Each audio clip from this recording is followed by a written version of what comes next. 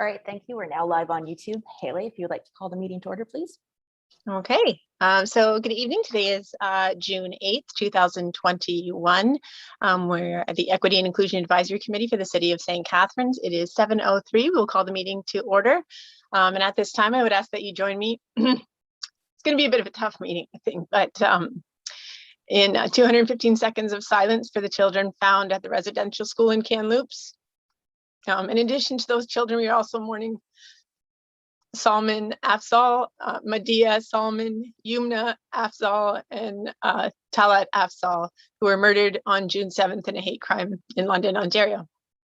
So we'll remain silent for an additional minute in solidarity with the Muslim community.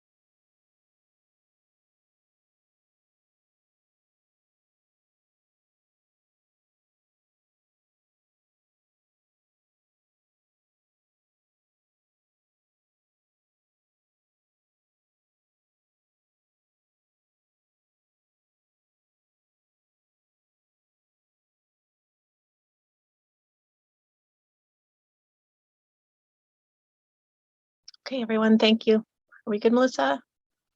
Okay, thank you. So my apologies for crackly voice, but prior to beginning tonight's meeting, I know that the past 2 weeks have been very challenging for me emotionally, and I know I'm not alone. So if at any time you need to leave the meeting for a moment or indefinitely, please leave a message and turn off your camera or mute your microphone and you exit the meeting or exit the meeting early. So I've received several messages in the last 2 hours from members of our committee who are focusing on their mental health.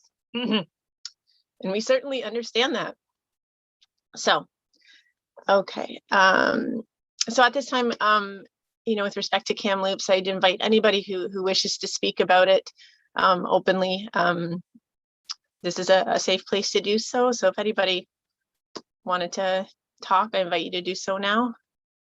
Please just turn on your mic and go right ahead.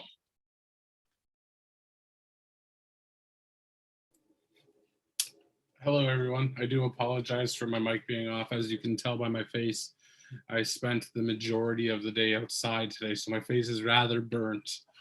But I guess just a quick update to provide some context as to Melissa's email is that the City of St. Catharines today, in conjunction with the Niagara Regional Native Center, hosted an event to honor the 215 bodies that were found. And it was a very well received event.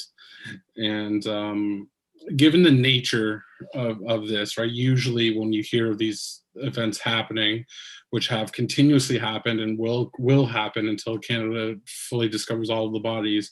Today was, again, well received. So my tone and my presentation might not correspond with the grief that is being felt around the world. I'm coming down from a bit of a high after having seen our community come together. And it's refreshing to see, and it's refreshing to hear. As an Indigenous man who grew up in the city of St. Catharines, who lives in the city of St. Catharines, who happens to be on the Equity and Inclusion Committee for the city of St. Catharines, it filled me with pride to see everything that happened today, to hear our mayor speak, to hear politicians come out in support of, and to see the community gather around. When I sent out the email, again, as you can probably tell, it was last minute. So by no means did I expect there to be that many people there, but I think it's fair to say that there is around 100, anywhere from 100 to 200 people at any given time who showed up in support of that. To provide some further context, is for those who don't know, is on May 27, a First Nations out of BC near the city of Kamloops has announced that they identified 215 bodies that were buried in an unmarked grave. And it's assumed, I think it's reasonably assumed, that those bodies wound up there as a result of neglect, as a result of abuse, and as a result of Canada and the Catholic Church fulfilling its obligations to the truth and to killing the Indian in the child. And our communities have been mourning and will continue to mourn. But what I think what remains true is the fact that Indigenous people are still motivated as ever to continue this battle. And I think with the good work that we as a collective are doing under the leadership of Haley and with the expertise of Melissa, proves that despite those actions being actions that occurred a little while ago, those aren't the actions that are going to continue in our city and in the city of St. Catharines itself. So again, thank you for providing the space, Haley. Thank you for the 215 seconds of silence, and thank you to the city of St. Catharines for all of the work that you do. If anybody has any questions, if anybody needs any sort of clarification, feel free to reach out to me. I'm happy to answer questions now. If you want to do it in a more private manner, feel free to reach out that way too. I'll do my best to respond to all of your emails. Thank you. Thank you, Sean. Anybody else would like to speak?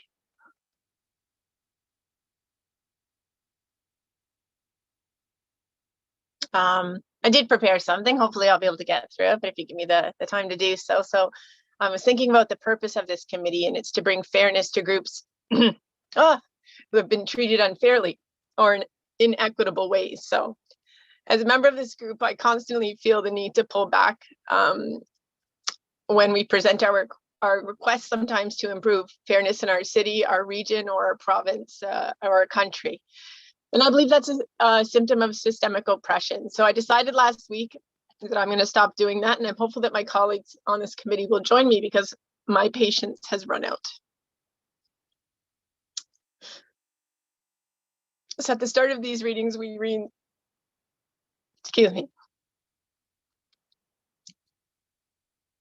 we read the land acknowledgement. And I can honestly tell you that I've been given no greater privilege than to read the land acknowledgement at these meetings. So as the first Equity and Inclusion Advisory Committee to be established in our region, I believe we should be unapologetic in our request for fairness, for appropriate and purposeful representation, and for progress. And anything else is absolutely unacceptable. So it's my birthday yesterday, as I reminded you at the last meeting. I've lived through, born in the 70s, I lived through the 80s, the 90s, the millennium, 2010 decade, and now we're into the 20s. And for members of our Indigenous community, nothing has changed, and that is unacceptable. In the last 2 weeks, the news of unmarked graves of Indigenous children who had been found at a facility owned and operated by our federal government and religious institutions is inscrutable to me, and the arrogance of these institutions who are responsible is contemptible. I'm not Indigenous, and I'm learning to be a good ally, and in doing so, I will continue to read about the history and current practices, how we got to this point, and why so little has been done. I will continue to advocate for Indigenous friends who have been and continue to be dehumanized by our government and the systems that are built by our government. So I'm unsure if we will be able to reconcile the truth of generations of abuse bestowed upon Indigenous people. Yet that's all that they've asked for. Reconciliation is a testament to their character. So at our city this afternoon, in connection with the Niagara Regional Native Center, as Sean was explaining, they held an event to honor the children found in Kamloops. It was a moving event that I felt that I think will have a lasting impression on me as an ally. Our mayor, Walter Senzik, if he's watching, he did an excellent job representing our city, I feel. He spoke with passion and compassion for all of us mourning. Sean Vanderklees, president of the Native Centered Board of Directors and a member of this committee, did an incredible job as well. So as an ally, I will take what I learned today and move it forward in my life, and I'll continue to pursue accountability from our government and the Catholic Church in support of truth and reconciliation. So in addition to all of this, it is Indigenous History Month. So there's tons of information being put out there. Any allies, I hope you're reading. I hope you're doing your homework. I hope we're talking with one another because we have to move this forward. This is such a heavy burden on all of us. I cannot imagine what our Indigenous friends are going through. But please know that I'm mourning with you and you have my full support. And again, this is just a pledge to be the best ally that I can be for our Indigenous friends and really everybody in our community. So thank you. Does anybody else want to speak before we move on?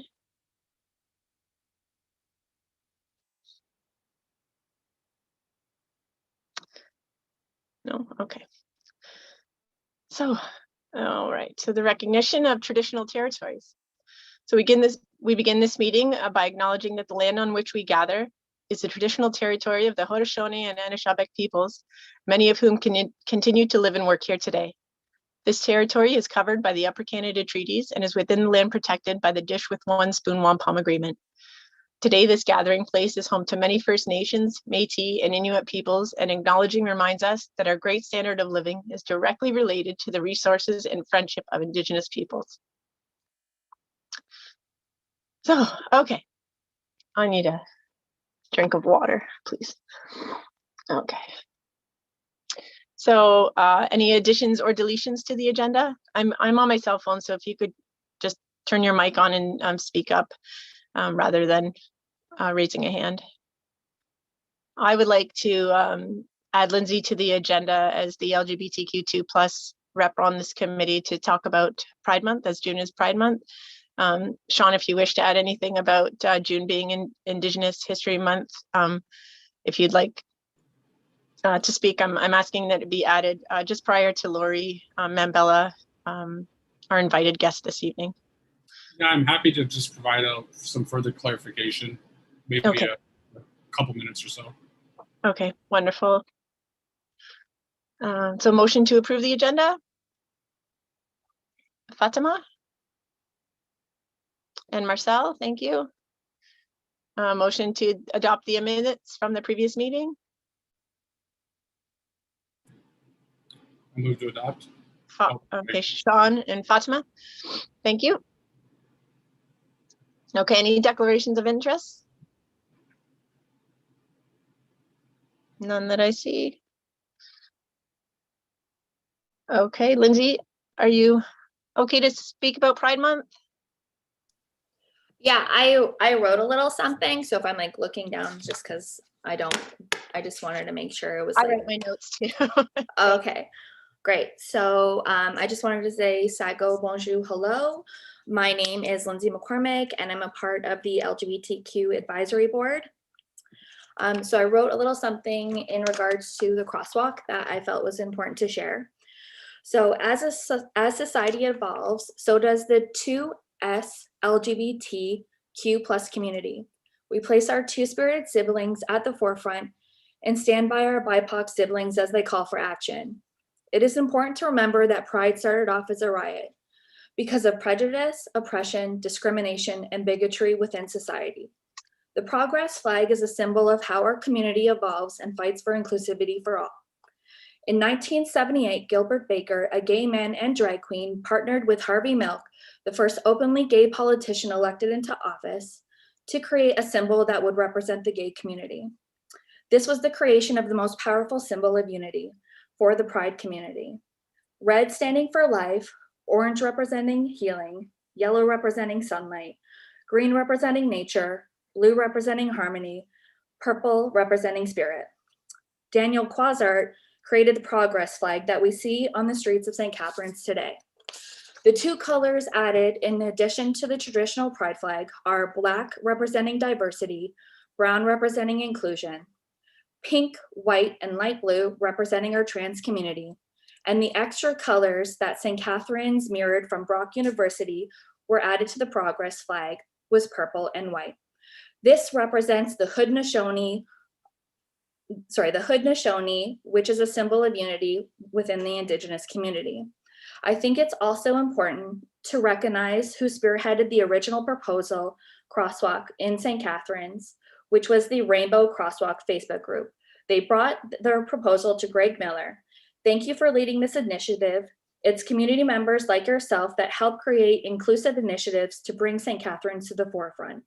Nawe, merci, thank you. Thank you, Lindsay. On to you, Sean.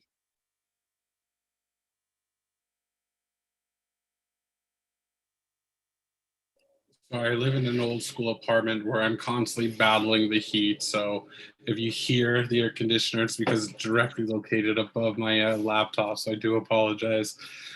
The history of Indigenous Peoples Day is one of resilience. It was one of Indigenous people reminding the Canadian government that we were here and that we continue to be here. It started, give me one sec off the top of my head, it's slipping my mind. It started in 1982 at the time where the government of Canada was attempting to repatriate the Constitution back to Canada itself. And at that time, I'm not sure if there's any history buffs in the room, but the Constitution itself, via Pierre Elliott Trudeau, was not in a favorable place for Indigenous people. And that's really what started this. It was an act of resistance to them. Since then, it is transformed into a day of celebration, and Indigenous people across the country continue to use this day of July 21st as a day to commemorate all the people who have come before us and all of the people that are going to come after us. Since then, they've incorporated a whole month, which happens to correspond with Pride Month itself. So I can't think of any other group where it would be more appropriate to celebrate than with the Pride community and the LGBTQ2SL plus community itself. So the Niagara Regional Native Center, in conjunction with other agencies across Niagara, will be hosting events. I'm happy to announce that I'll be hosting a show on CBC for that day. So should you be listening to CBC on June 21st, you'll have the privilege of hearing my voice if you're not sick of it already. And where we'll be highlighting Indigenous excellence. We'll be highlighting all of the work that has gone into making our community strong and securing our cultural traditions for the generations to come. So again, it's an absolute honor to be a part of this committee. So if you have any questions, feel free to reach out and I'm happy to respond at your convenience. Thank you. Does anybody have any questions for Sean or Lindsay? Marcel? Sean, on June 21st, do you have the time when you're going to be on CBC? I want to say it's 2 to 4. Oh, okay. Yeah, so I work for CBC right now as a journalist, but they said that for some reason, CBC and the majority of other networks in the country seems to think that Indigenous people only exist in the province of Manitoba, more specifically within the city of Winnipeg. So for whatever reason, that has led me to be hosting a show that's going to be aired live in Niagara, live in London, live in Windsor, Thunder Bay, Kitchener, Waterloo, what they call all those smaller markets. So once I receive exact confirmation, because we're in the production stages still, I'll send out all the details for you to tune in. Wonderful. Good question, Marcel. Thank you. Anybody else? Sean, we're thrilled to have you as part of our community in St. Catharines, and been following you. I've been a big fan of yours for a while. You're doing so much to get the message out there, and it's really, really appreciated. And I hope you're an award-winning journalist, so you are being recognized, but I hope that continues for all that you're doing. So thank you. Thank you. Again, it means a lot. Like, I don't want you to, I hope you understand how you showing up today means to the Indigenous community. People didn't have to come, and people made the decision to come, and you were one of the first people to reach out. So again, I thank you for all the work that you're doing, Haley. My pleasure. Okay, on to item number 7. We have a presenter today. Lori, thank you for your patience, and sorry about last month, but we're grateful to have you back this month. Lori Membella, she's a manager of programs and culture services for the city of St. Catharines.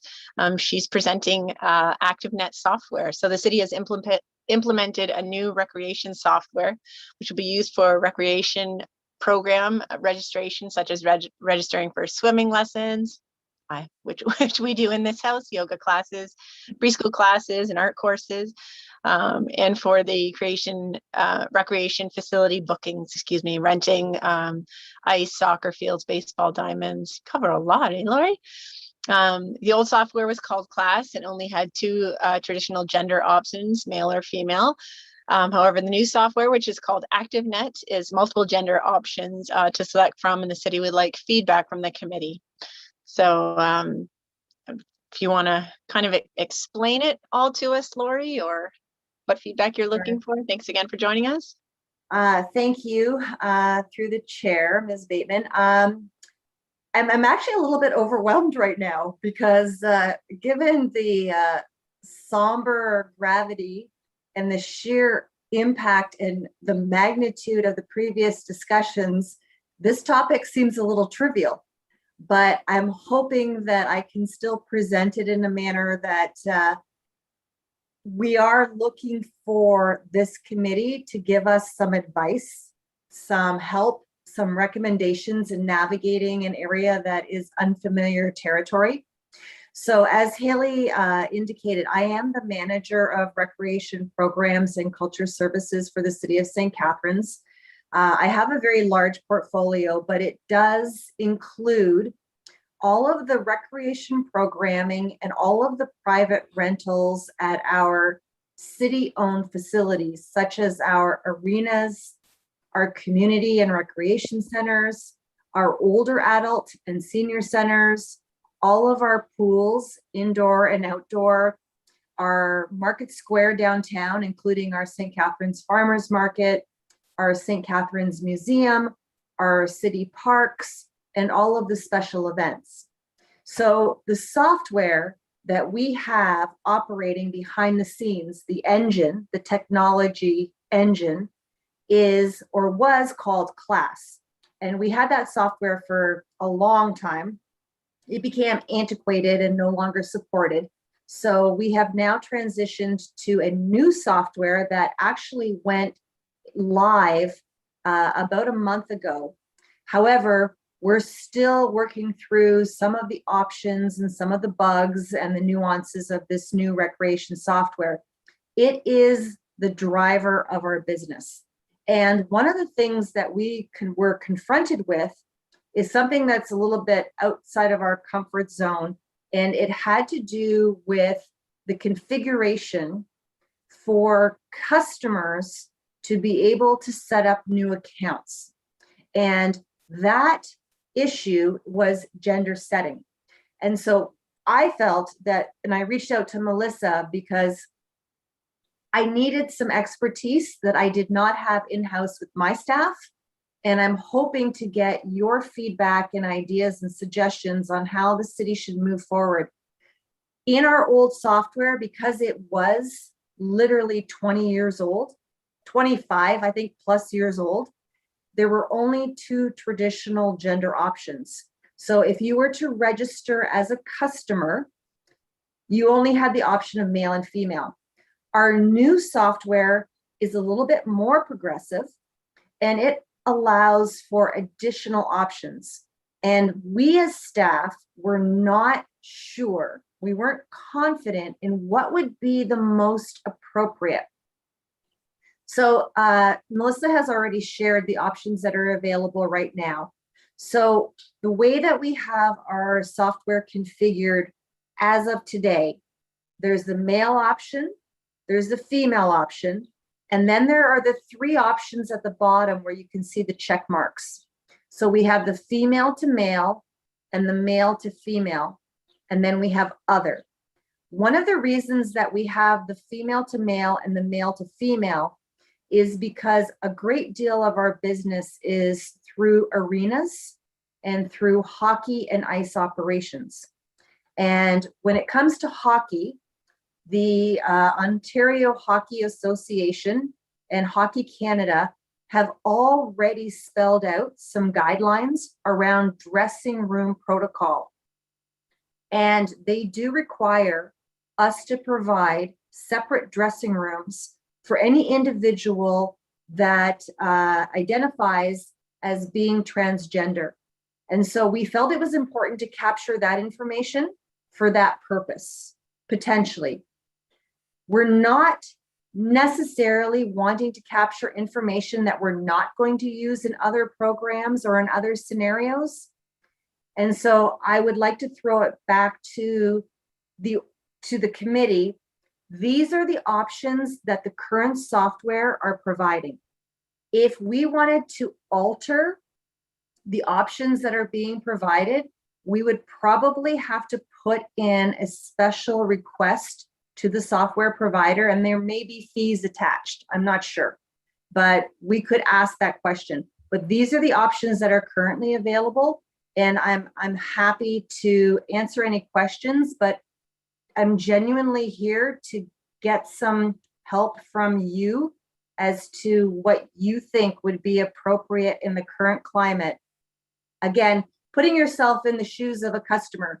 You want to register for a yoga class, you want to rent an ice for, a birthday party, you want to register your children for a swimming lesson, you want to rent a park for a picnic.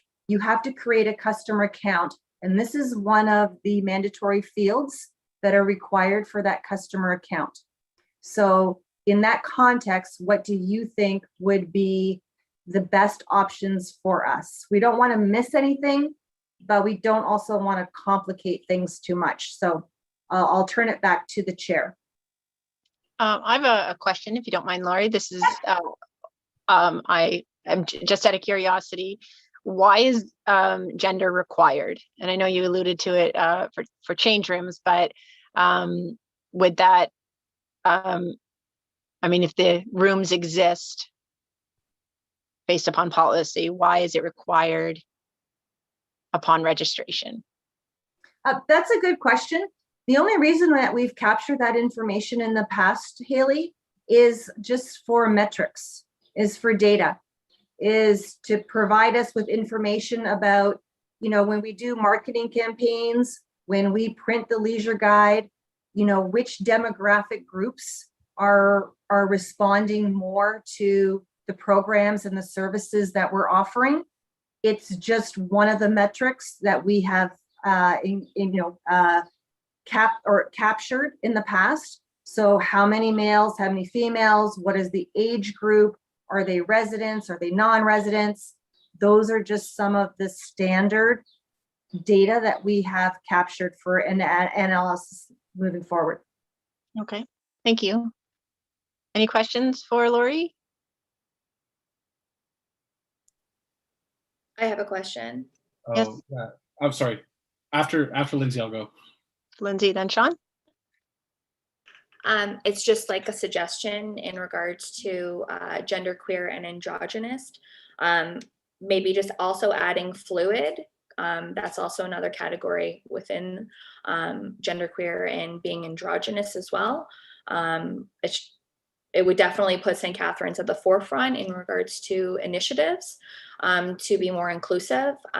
So that was just my suggestion, is to add fluid in there in that category. And my other, I guess, concern would be, is it mandatory for female to male or male to female for them to use these change rooms? Are they being further segregated and not included?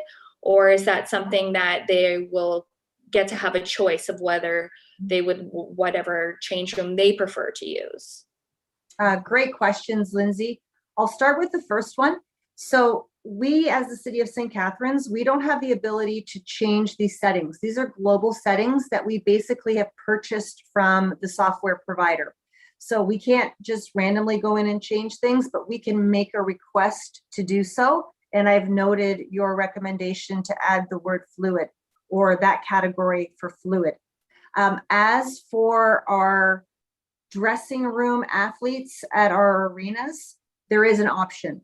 If they request it, we are obligated to provide it. If they don't request it, then most of the times we don't even know that it's an issue. No, that's really good to hear. I just wanted to make sure that if they're feeling more uncomfortable anyways, that they weren't being further secluded. That was definitely my concern. So thank you so much for answering my questions. Good questions, Lindsay. Sean? Hi, I think that there's some definite issues with the terminology that is being used. I don't know that the term transsexual is an appropriate term in the modern day context. Cross-dresser definitely is not appropriate. You could be a cross-dresser, you could be somebody who appreciates drag and not necessarily identify or have to identify in this regard. And then again, the female to male, male to female, I think is definitely overreaching. So I understand that the terminology might be out of your reach, but I would caution the City of St. Catharines, and I would most definitely encourage you to reach out to other communities, more specifically the committee that Lindsay's representing, to ensure that this is an appropriate language. Again, I'm a cis hetero male, so I may be out of touch and out of base with this, and by no means am I trying to speak on behalf of the community, but based on the research that I've done, I don't know that some of the terms used here are appropriate. Thank you for that. And My initial instinct was exactly the same, which is why I decided to reach out to people in the community, such as yourselves, who are more engaged and more informed than I am on these topics. Just to be clear though, right now, if you were to go on and create a customer account using this software, only the male, female, and the boxes that are marked would show up. The other options right now are hidden, because what Melissa is sharing on the screen is actually sort of the back end programming side. So these are all the options. We've only activated the 3 bottom ones. So the other terminology is not visible to the public right now. So if we have an issue with that terminology, it's not being presented, but we don't want to activate it if it's not appropriate. Yeah, I thank you for your comments. I mean, I don't know, for my basic knowledge, again, I'm coming from a very limited standpoint, and I apologize, is that female to male and male to female. I mean, people, I think the appropriate term would be trans man or trans woman in that regard. And I think that there is and correct me if I'm wrong, anybody feel free to interrupt me, but I want to say that there's a mourning process that occurs sometimes for people who are transitioning that would almost resent the concept of being identified as a female at one point and then transitioning into a male. So I thank you for your presentation, and I do appreciate it. I just would encourage you to reach out to other people who are well more versed in appropriate terminology and things like that. So thank you. I second Sean's comments. Again, I'm absolutely no expert on this as well, but you know, transgendered, I believe is transgendered, and you're a transgendered male or a transgendered female, is my understanding of it as well. I agree with Sean. Cross-dressing is not a gender. I don't believe so. Might be wrong on that as well, but yeah. So Lori, are you looking for definitive answers from us this evening? No, I'm just, like I said, Haley, I'm just looking for help. Okay. Yeah. Because, well, honestly, thank you so much for approaching us, because it's you know, we're bringing items to hopefully to council that will come to you, but to be thinking about bringing items to us, I think speaks a lot to the staff as well at the City of St. Catharines. So and that's fine. Kaylee, if you want to refer me to another committee, then that's fine too. Lindsay, I think you're part of that other committee. Hopefully I can come and visit you as well. And I think the more input we get, the better. And we'll just make the best informed decision as a community, rather than just staff arbitrarily picking what we think might be best, because I don't think that's the right approach. right, I agree. So Lindsay, will you bring that to your committee to invite Lori? I think Marcel was first, and I can go right after Marcel. Marcel, I'm on a small screen. My apologies, Marcel. Okay, I'm just continuing the discussion on the about the wording about the gender. Personally, I don't like the idea of putting other. You know, it's already a notion. The notion of otherness is already a notion of exclusion regarding others. You know, it's like I look at the other, so I'm outside that. So I would propose a different wording. Instead of I don't identify to the above suggestion. That would be another way, more respectful for people who don't identify to any of these categories. Instead of saying, "Oh, I'm another," you know, a little bit like an object. So it humanizes that notion of I don't want to be identified to these categories, but I'm not another. Am I clear on that? I agree with you, Marcel. Thank you it's a good point. Lindsay? Yeah. I think this would be something that we could definitely discuss in one of our meetings with the LGBTQ Advisory Committee. We have such a broad perspective. We have Marissa Daniels, who is part of the trans community. We have Rick, we have Enzo's part of Pride Niagara. We have Batter, we have Stephanie from Quest. So I really think that this should definitely be brought to our committee. And it's really hard because cross-dresser is like a double-edged sword. It can be used as a derogatory word, but it's also an expression of gender fluidity. So it's it would be really hard to kind of say, well, that is a derogatory word, because some people don't believe that, and they're reclaiming the words like dyke is a derogatory term that we are reclaiming as our own. So it's very, very hard. It's a very double-edged sword. So I believe that we would love to have this at our committee, and we'd love to discuss it and bring different perspectives apart from my own, because as a cisgender woman, some of these I can't identify with, and I don't want to take up space and speak for them. So I think this would be a really good to be brought to our committee. Thank you. Great. Just one more thought, Haley, is the concept of being two-spirited as well. I would hope that that would be an option that we could include, because two-spirited is a term that Indigenous people use to identify appropriately. So yeah, I would hope that somebody on the LGBTQ committee is also Indigenous. And if they're not, I'd be happy to reach out to my network of friends who could definitely speak to this about their inclusion. And I thank Marcel for taking the time. From my perspective, if there are acronyms being used via the 2S LGBTQIA+, so on and so forth, that they be represented in this, and that they be given the option to identify appropriately.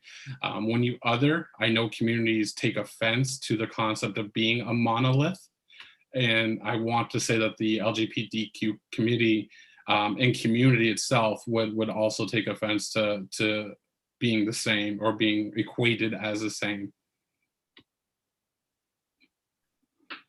And I just wanted to quickly add on to what Sean was saying. So we do not have anybody on our board who is two-spirited. My wife is two-spirited. We also have a foster child who has his own children now, who are also Indigenous from 6 nations, but we unfortunately do not have that perspective. So if you have anyone in mind that you would like to bring forward, we would definitely greatly appreciate another perspective to add more culture to our advisory committee.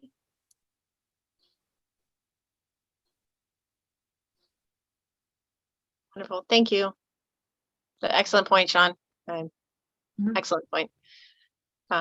Lori, anything else? Anybody other questions? No, just to thank all of you.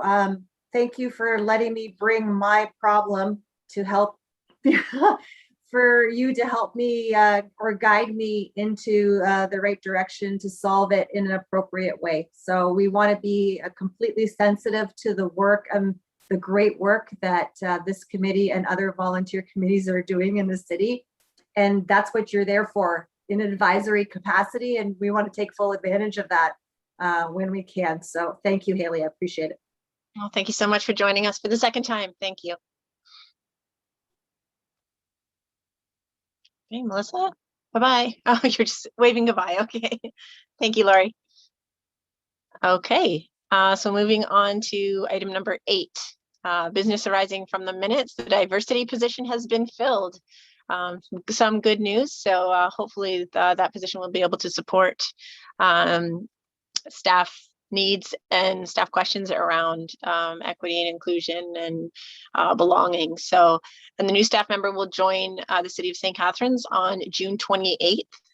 And confirming that staff member will act as Melissa is confirming that staff member will act as a liaison for the Equitable Subcommittee.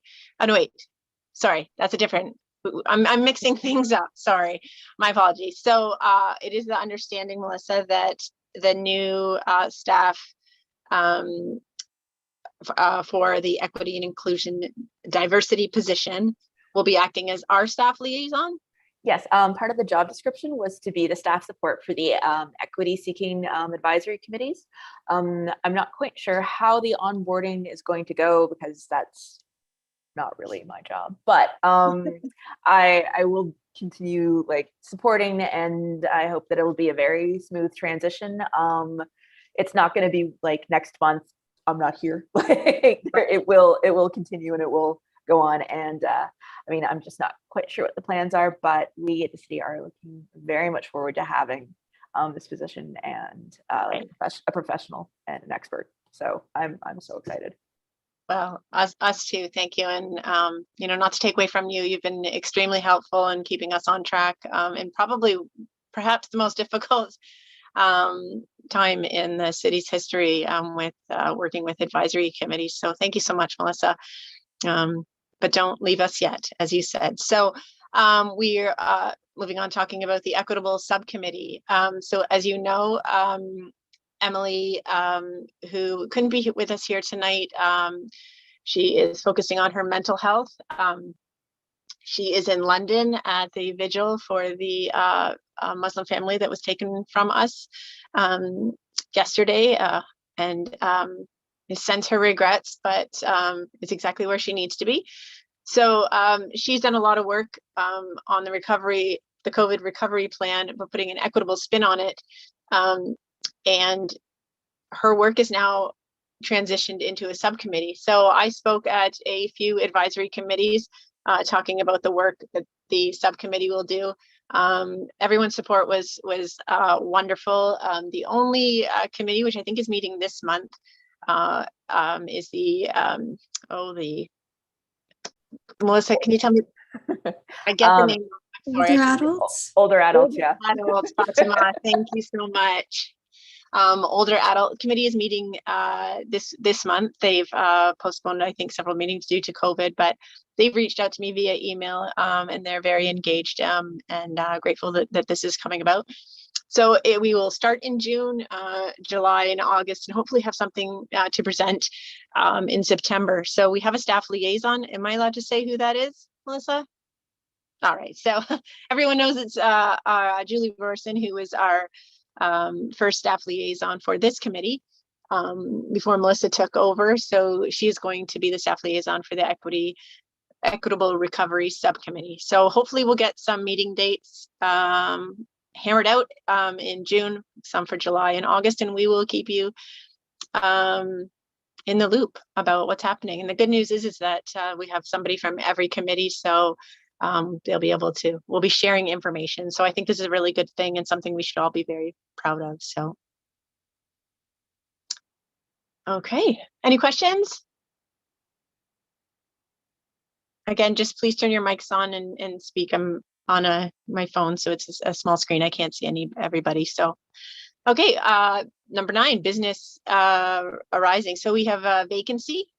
The timeline for recruitment is it opens June 29th and it closes Friday, July 16th at noon. So am I reading this right, Melissa? Oops, sorry. Social Pillar meets on July 22nd. So that time we'll ratify the new committee member or members and have them hopefully join us in August. So hopefully we'll have a full committee again. As you know, or may not know, Esther has resigned from our committee. She's moved on, but was very kind in her words leaving, saying that she's enjoyed being part of this committee and looks forward to continuing to watch the work that comes out of it. So, okay, so we have an attendance issue and the motion that is being, someone needs to, well, actually, so let me start by saying we reached out to Lena, who's been a committee member since this started. We haven't heard from her in a while. And she has, so the clerk's office has followed up with her about staying on the committee. She couldn't be here tonight. I'm not sure when she will be able to join us. She wasn't sure about that, but I offered to, send some, or speak on her behalf here tonight. So I'll just read you what she wrote me. And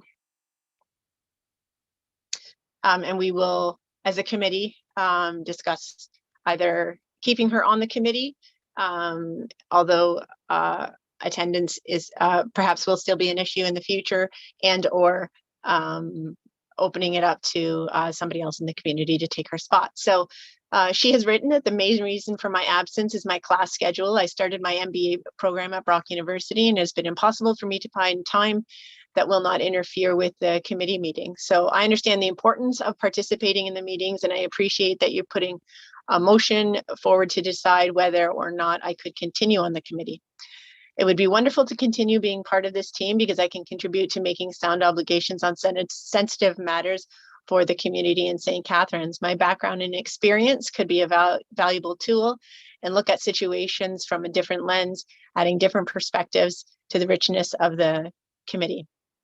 However, I'm well aware that participating is a key to having a successful team, and I can't anticipate what my schedule will look like in the fall. As difficult as it may be to hear a negative vote, I know that members will be acting based upon the team's need and in good faith. Any decision taken by the committee is appreciated and well accepted. I trust that you will make the best decision for the committee and the community. Lena. So we have to decide if we are going to keep Lena on the committee, and someone needs to make a motion to keep her spot, and or if no one makes that motion, we will fill her vacancy, and that will be done in the timeline provided earlier by Thursday, July 22nd for August. Well, for me personally, I think that the fact that we don't have a date for a possible return create a dilemma, if I can put it this way. As she said, we need some competence, we need some skill, we need somebody, a body who will participate to these decisions and this discussion. Unfortunately, if she made a personal choice to further education, which is fabulous and great, but for us, we lose a person, and it also reduces the quorum of the group. So I would prefer to replace her, and then we have 2 new members, so it's going to be easier also to have quorum for us. And then she can be not worried that she will have to reschedule or work on a schedule. And honestly, she can reschedule. She can put her candidacy back later when she's going to be available. Knowing that she knows the group, the process, she can reapply. So it's my personal thing. Thank you, Marcel. Anybody else? Sean? I very much am of the same mindset as Marcel, is that I applaud her for making the decision to obtain her master's, and I wish her nothing but the absolute success. But the fact remains is that people are dying. Like, let's make no mistake about it. These issues are fast and quick. We live in a country where anything could happen at any given moment. And I would be unfortunate that this committee could not provide the proper guidance to the city of St. Catharines should we not be in a position to meet quorum, simply because the person is unable to attend. And again, this is no fault of her and no fault of her pursuing her education. But I mean, I think we were all aware of the obligations that were presented to us before we accepted the seat. And I wish her nothing but the absolute best and success in her future endeavors. But I will happily make the motions to remove her from the committee. I will leave the wordsmithing to Melissa and or yourself, Haley. I think it's important to note too that although we are members of the committee, we are simply votes. anybody in our community, anybody watching can participate in these committee meetings. They can be a delegate, they can speak to anything, they can bring anything to us for consideration. And we simply have the votes, kind of like, it's kind of like our council as well. So filling her vacancy does not mean Lena cannot contribute to this committee. In fact, she can contribute greatly and continue to bring her perspective to all of us. So are we all in agreement? No, so as far as I understand this, let me just read this so I get it correct, please. Just give me a minute. So if nobody brings the motion that is on our agenda, which is that the members of the Equity and Inclusion Advisory Committee waive the attendance requirements for Lena, we will simply fill her vacancy. So if nobody is bringing that motion forward, her vacancy will be filled. Well, what I would suggest, maybe the chair, Ellie, you can maybe write a thank you letter for her participation, her consideration to ask us a way to address the situation, which is very respectful from her. So my damn phone. So that's the boyfriend. Sorry. So yeah. So if we could just thank her for all the very good job work she did for us and for the community. Yeah, I agree. I agree, and will do, Marcel. Any other comments before we move on? No? Okay. All right. So item 9.3, letter to the Catholic School Board. So this was one of those things that got me all fired up in the last month. I'm not sure if any of you watched, but the Catholic School Board in Niagara had a debate about whether to raise the pride flag in their schools. They received a letter of support in raising the pride flag from out Niagara that was endorsed by many organizations in our community. The letter requested that it was both elementary and Catholic schools. Unfortunately, the Catholic School Board, as I understand it, ignored the portion where elementary schools, where it was requested that the pride flag also be raised at elementary schools, and only discussed raising it at secondary schools. I have read the comments from their director of education and some members of the board who are supportive of raising the flag. They are wonderful, but it still is shocking to me that such a simple sign of inclusion is still debatable in this day and age. And I have to tell you, it took me a very, very long time to get to the place where I am right now. And I think that if these symbols were visible when I was a child or an adolescent, I would have been a happier kid, and perhaps a kinder kid as well. So I would like us to ask our city council, through city council, to write a letter to the Catholic School Board. They will be revisiting this issue next year. They didn't say when next year, but the debate, quote unquote, will come back. And I want to make it very clear where we stand on this and where our community stands on this. And you know, I've children that are going to school now. Unfortunately, all three of them will be leaving me in September. I won't be well.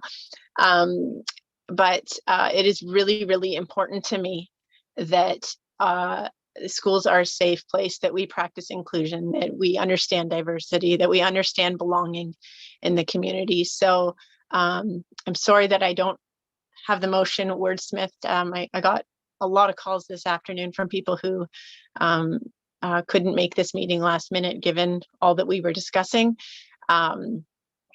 So I guess I'm asking, sorry, Melissa, that I didn't get this to you before, but that through the Equity and Inclusion Advisory Committee, that we ask the city of St. Catharines to support the raising of the pride flag throughout the month of June at all Catholic schools, primary and secondary, in the month of June 2022.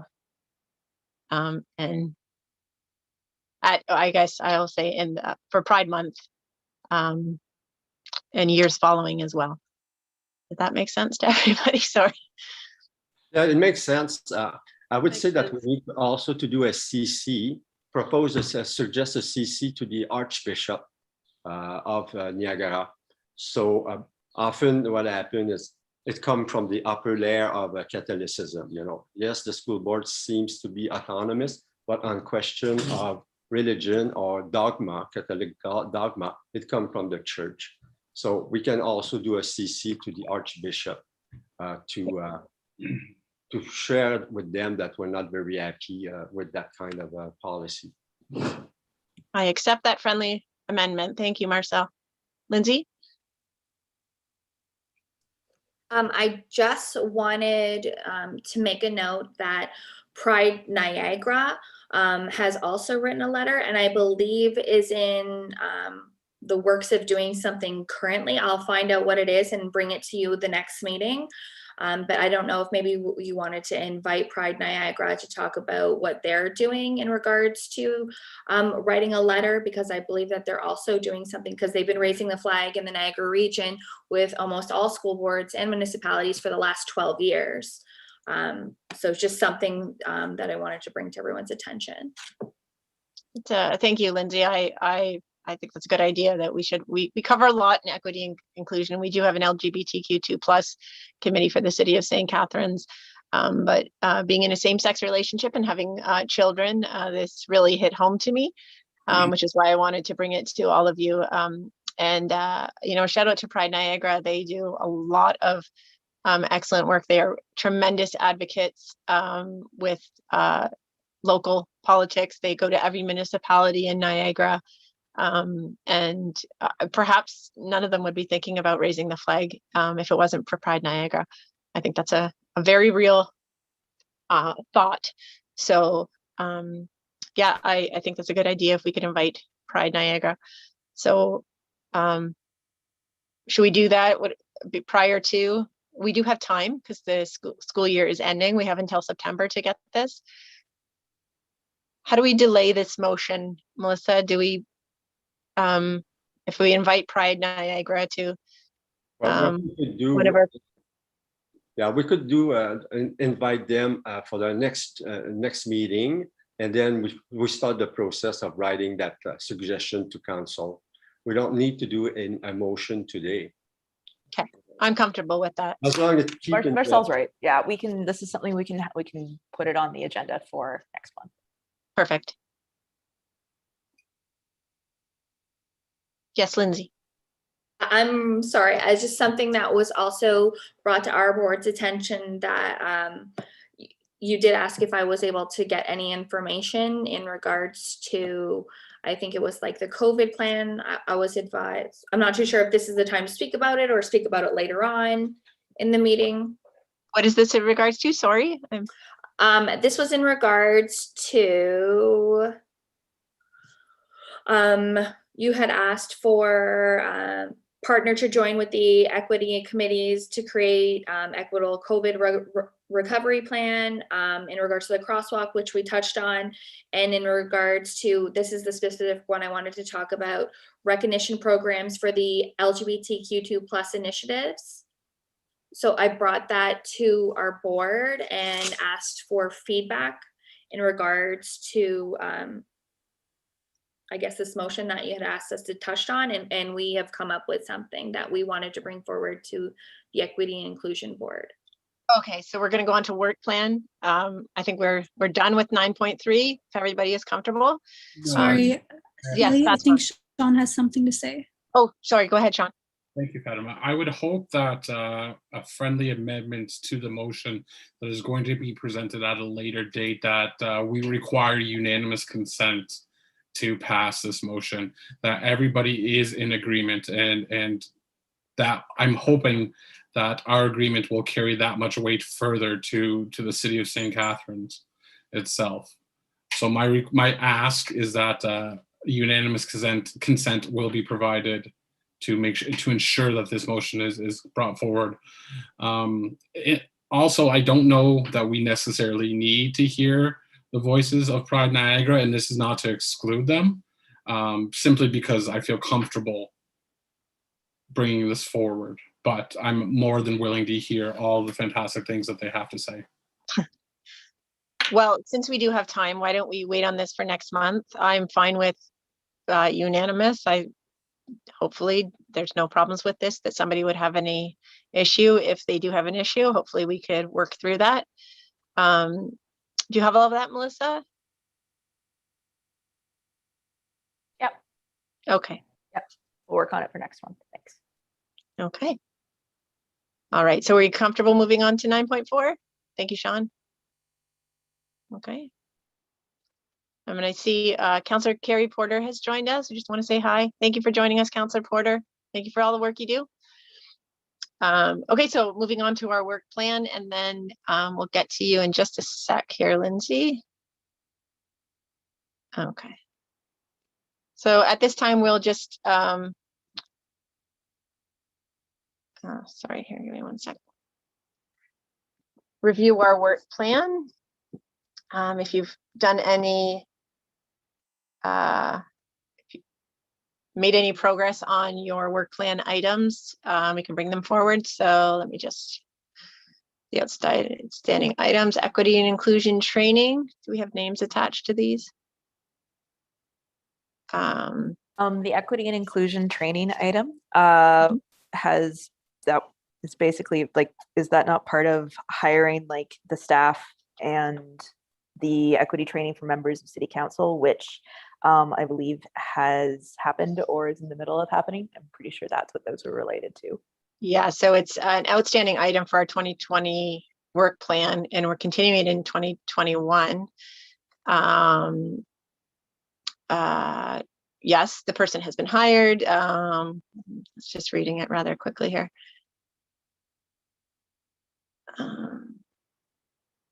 So yeah, so it's a continuation. So once we get the new staff liaison, will kind of go through their expertise, and we'll talk about equity and advisory committee training. I don't know if Councillor Porter would like to speak to this. I do know that the training was brought forward, and speaking with Councillor Porter, I know that she completed the training. Would you like to speak to it for a minute? Sure, we did Good timing, complete Councillor. the training. We had 2 sessions. I felt it was good, but I felt that we just touched the surface and we need more training. So that's my feedback. I think we have a lot of work to do. It was in camera, so I can't really, say too much about it. It was training that was done in camera, but we're just touching the surface, and I think that this needs to be done at every beginning of every council term. We need to schedule this type of training as part of council orientation. And I think it needs to happen right away, and then probably needs to happen again midterm. I think that was the thought process with us as well, that in moving forward, but thank you. Does anybody, again, it was in camera, but if anybody has any questions for Councillor Porter about the training? Are you able to highlight any potential gaps that you witnessed without breaking the in-camera process? Like anything moving forward that you think would be appropriate to be included? And if you can't speak to that, I'm happy to respect your limitations as a councillor. There's a bit of it. I mean, everyone on council is white. I think everybody is like as straight as they come. We're all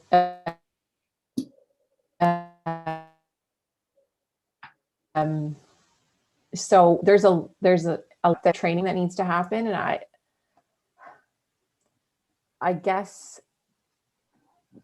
you know, we need this as part of council orientation, and then we might need this was really good, the sort of equity and inclusion training, and then we might need like more specific anti-racism training as well. That's what I would say.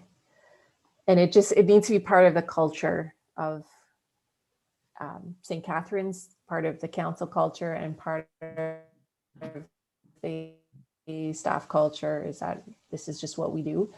Oh, yes, there's gaps because this is only 2 training sessions for people who probably need a lot more training. Thank you, Councillor Porter. Any other questions before we move on? No? Is that a recommendation that we could bring forward? Because I think that is one of the problems and limitations that exists with equity and inclusion is it doesn't get into the specifics of equity and inclusion itself. When you do these overarching training sessions, I don't know that we're doing a service, and we may be doing a disservice to anti-racism, to homophobia, to Islamophobia, to things of that nature. So I don't know that it would be our place, but I would encourage us to at least consider making the recommendation to bring committee-specific training forward in the form of anti-racism training, anti-homophobia training, so on and so forth.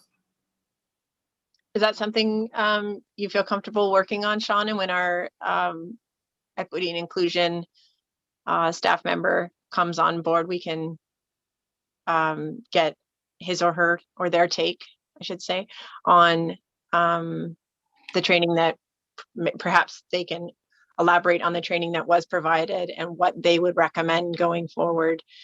I mean, I don't want to change your passion for this right now, but if you think it's something that could wait. I think that, I mean, we're fortunate that we do have a year and a bit before the next election.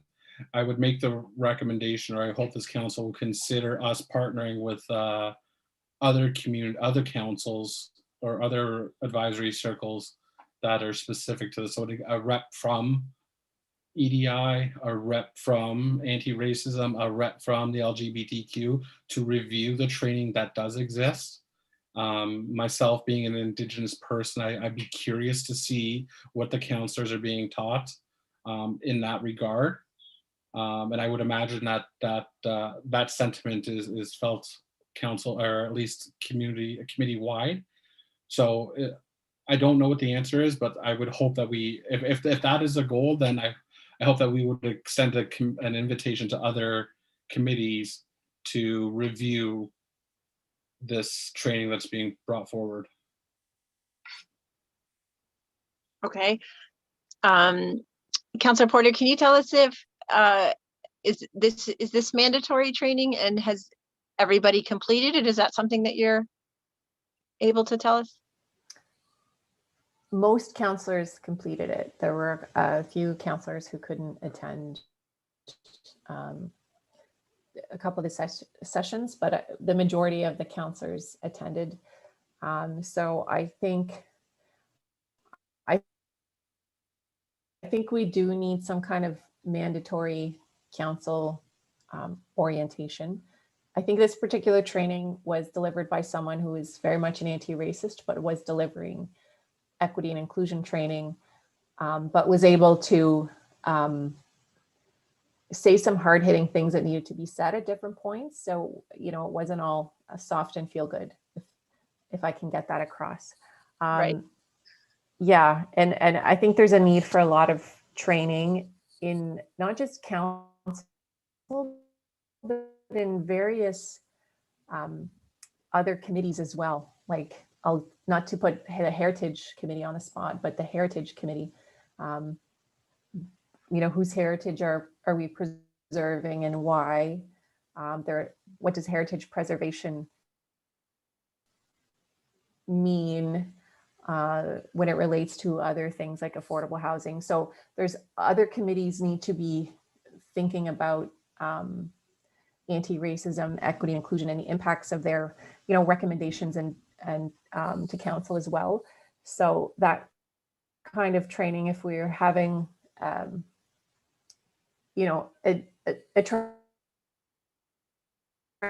training, for example, on Indigenous stuff could be council specific training that's required and it's in camera, but we could also have a training session by pillar as well.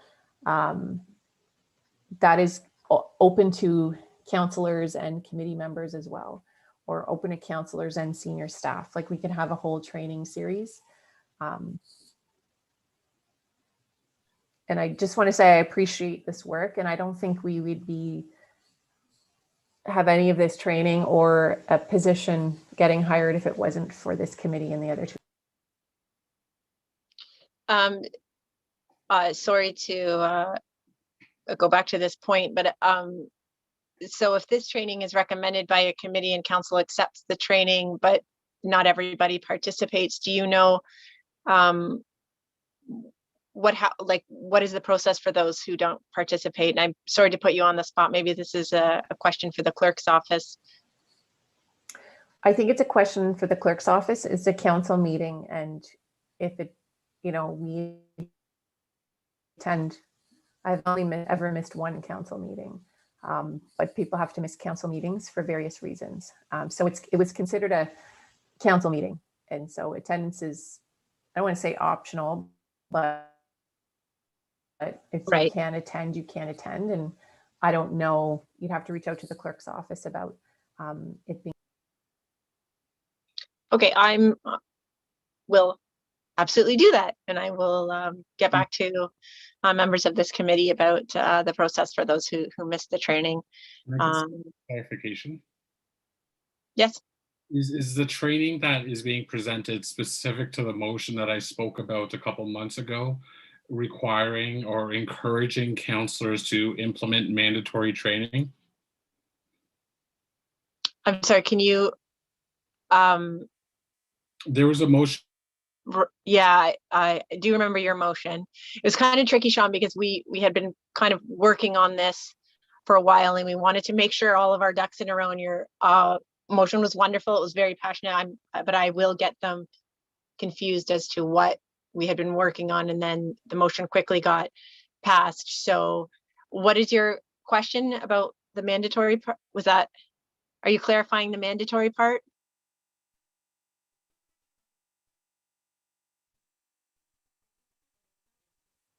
Sean?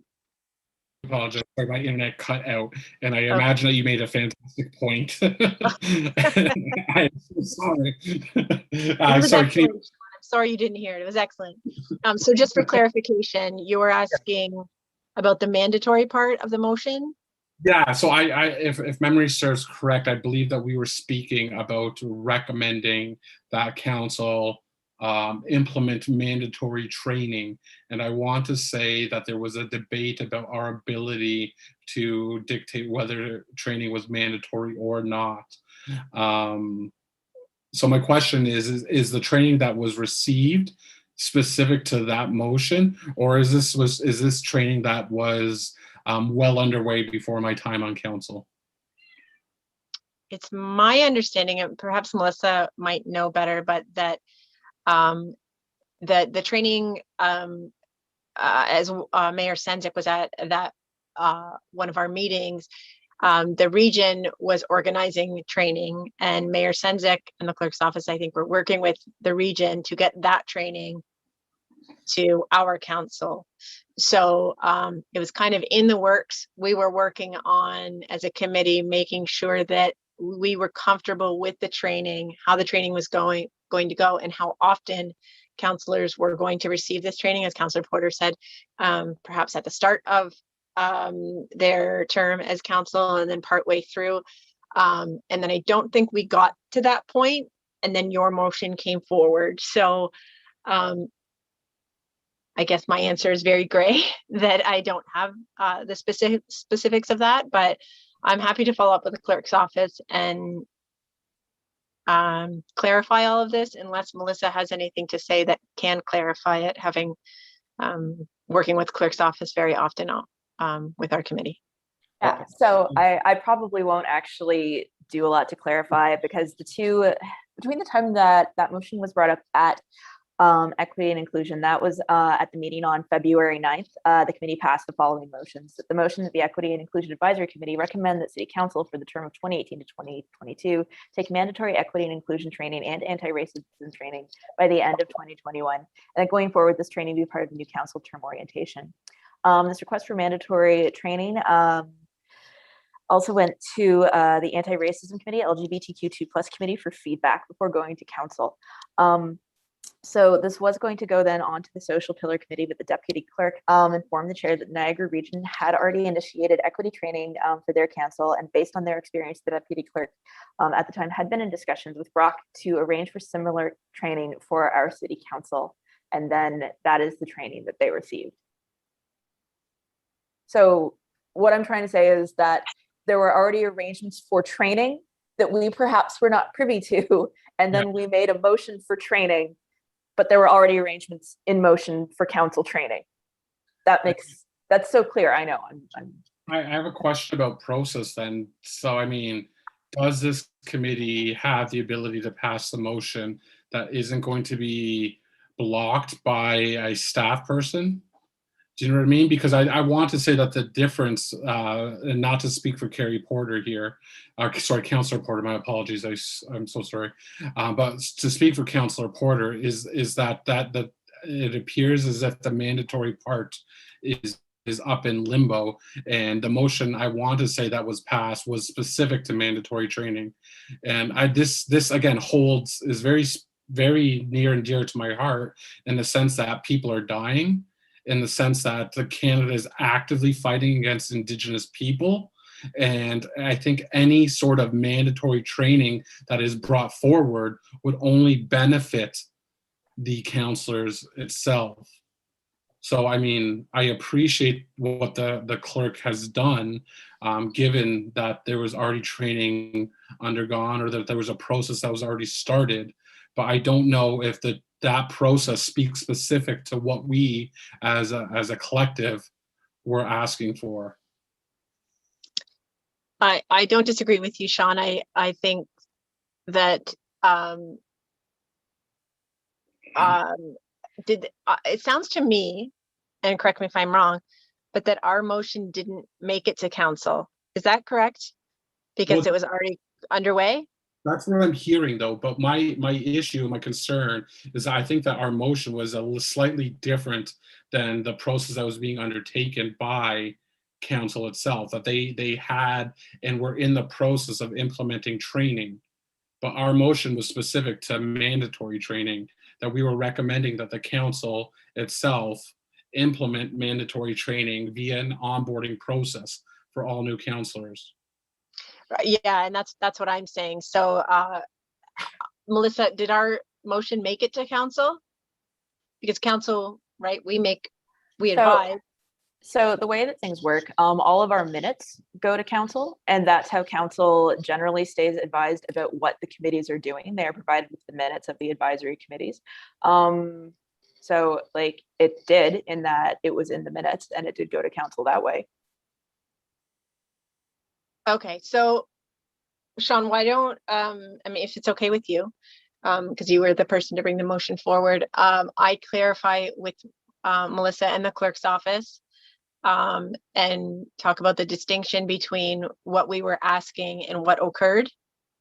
I mean, I appreciate that 100%. But in addition to that, I would like to understand a distinction. So hypothetically, we make a motion that is set to be brought forward to council. Is there a distinction via how it's presented?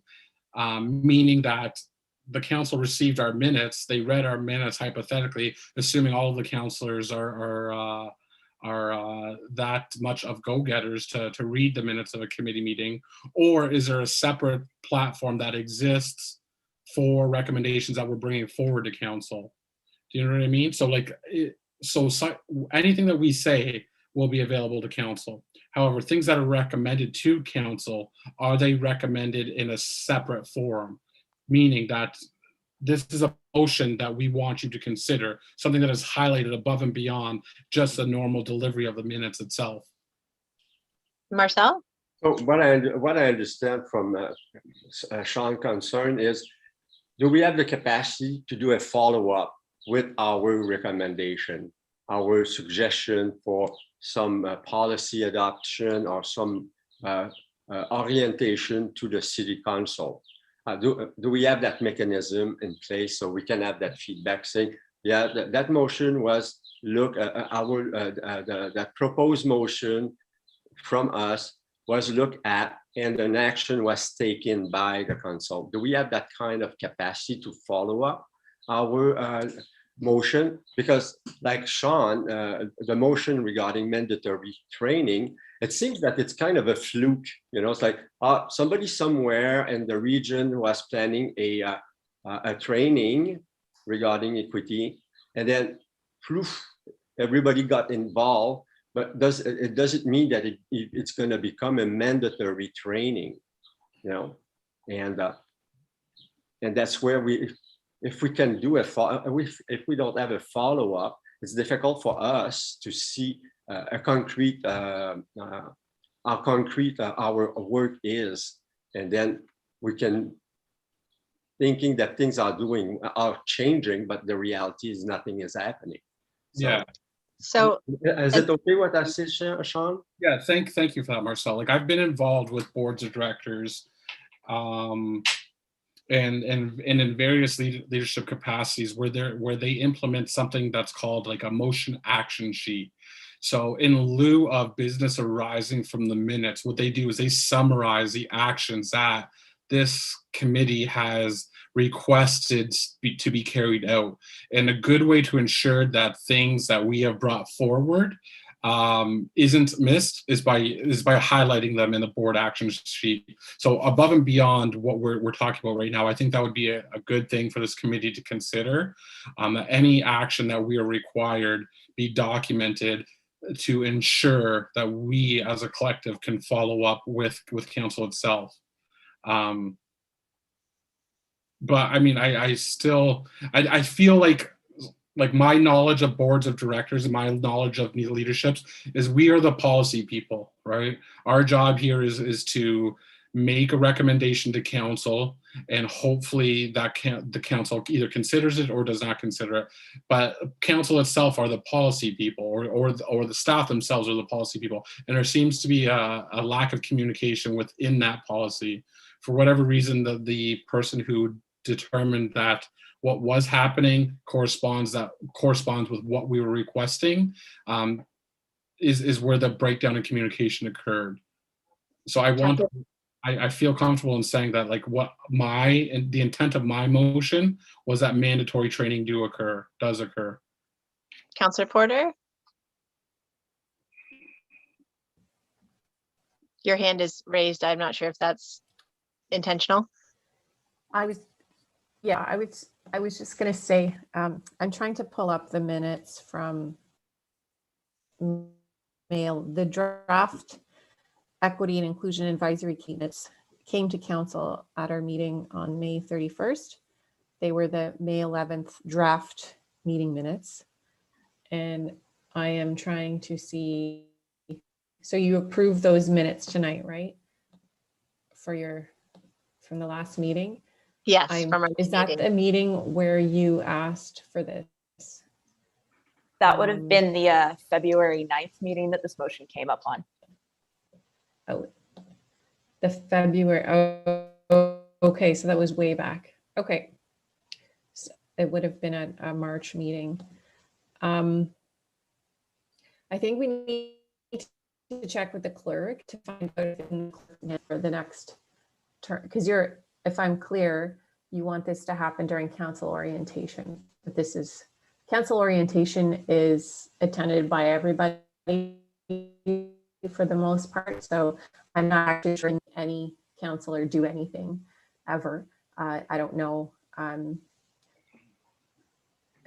mean, we actually have to, when we get sworn in, we have to pledge allegiance to the Queen,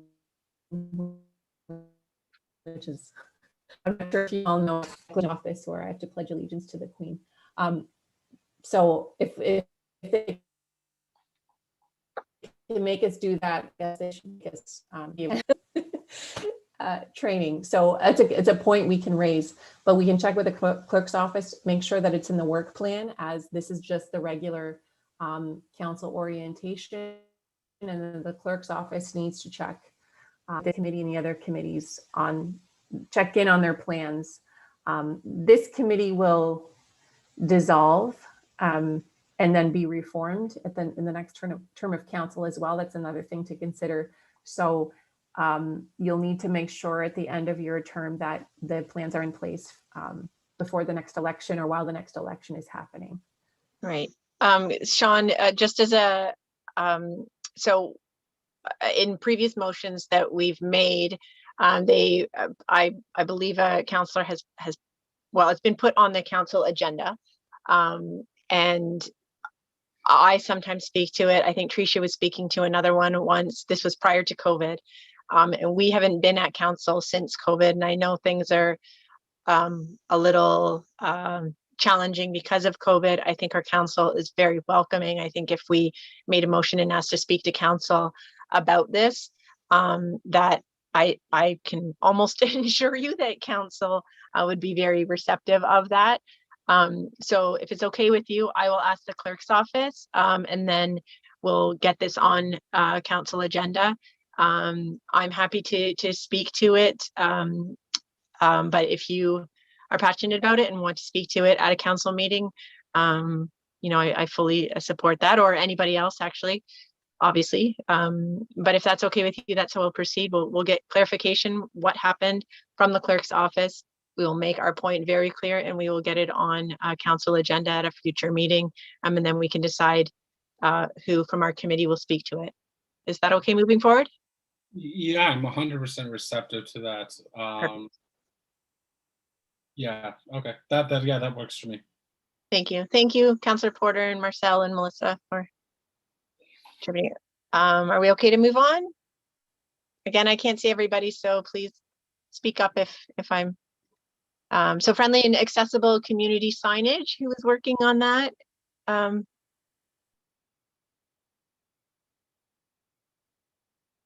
It was me and Ezrin who was working on that. We're still waiting for the report from the city regarding their accessible communication policy. So maybe Melissa can tell something where it is. So yeah, if you look in the work plan and the committee annual report that we've sent around for a couple past meetings. So the communications division, this is all in there, it's been filled in. The communications division has a 5-year communications plan, an integrated communications policy, a social media strategy, and has started to work on a public engagement best practices guide that has been put on hold.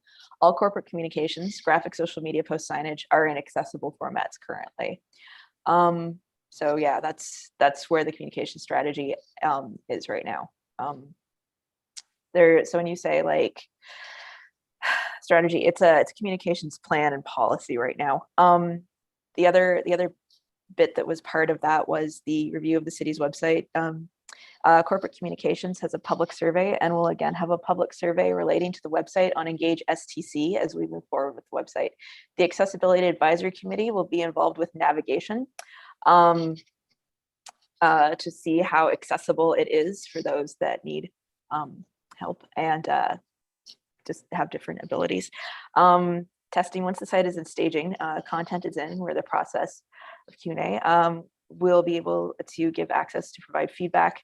And this actually came up, I did send out a survey from the communications team to the equity and to committee members about filling out and looking at the testing. So that was sent to you last month. And then I feel like there were 2 parts of the survey that you have all been sent.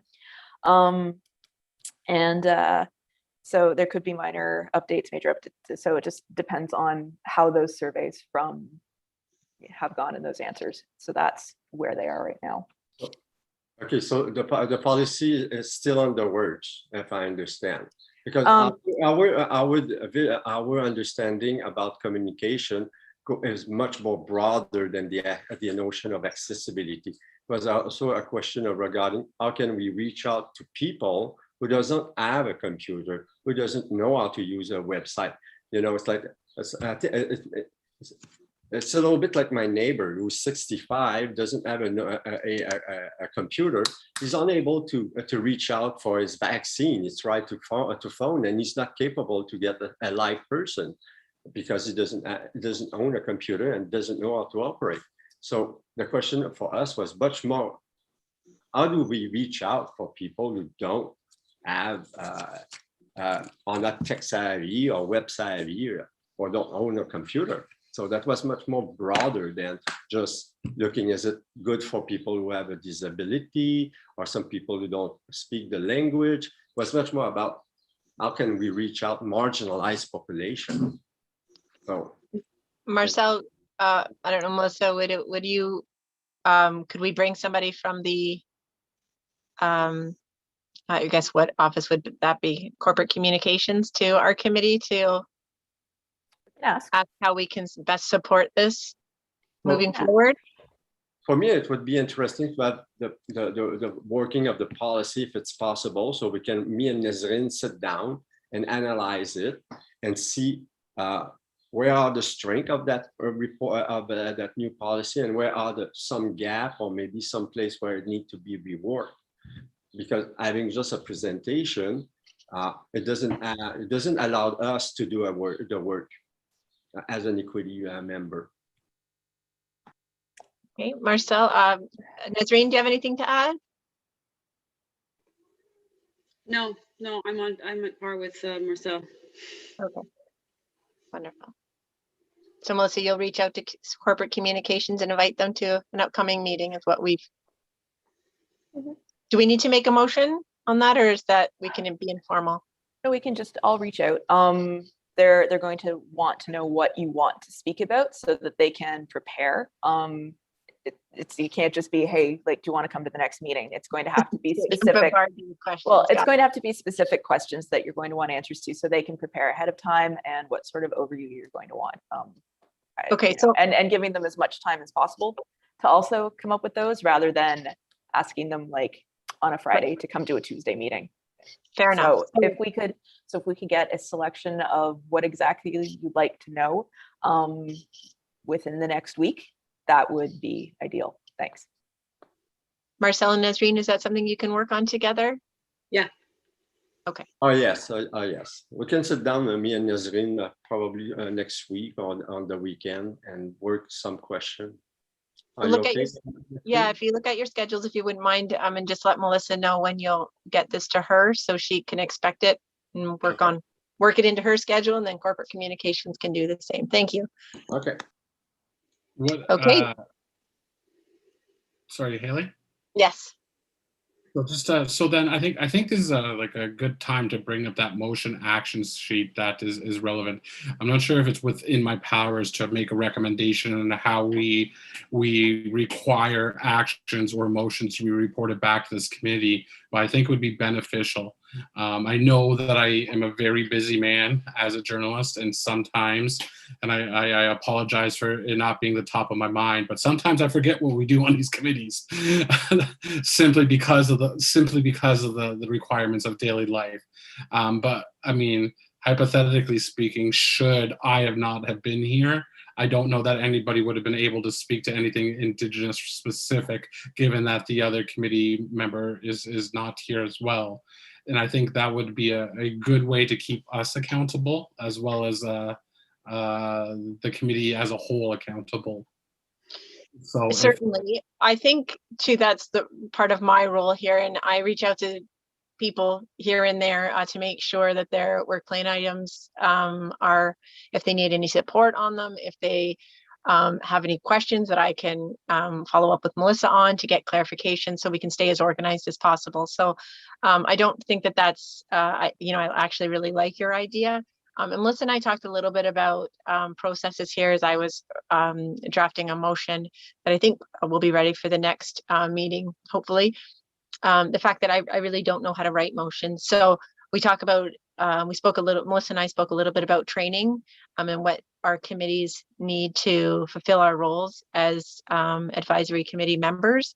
And I think that's probably something that we can add to that conversation. Sean, if you're willing, if you have a document like that you want to share with me and Melissa, we can look at it a little bit, and then perhaps we can bring it to the city to implement, as soon as possible, perhaps this term, or perhaps next term, if that's, I agree with you. Several of us are on several committees like these throughout the city and the region, and a lot of the information gets muddled in our head. And many of us work for nonprofits, so I like your idea very much. So is that okay with you? 100%. If you need Okay. anything, I'm happy to assist. Not that I'm a policy expert by no means, but I do have a lot of experience in this avenue when it comes to governance and things of that nature, keeping boards accountable and keeping ourselves accountable. So whatever contributions you deem appropriate, I'm happy to contribute. All right, well, we'll follow up with you. Thank you. Sounds good. You're on speed dial. So recognizing the improvement of equity and inclusivity in the community. So develop a program to recognize individuals, businesses, and community groups for inclusion and equity actions and leadership. So this is an item that I believe that all of the advisory committees, equity committees share. This is part of our terms of reference.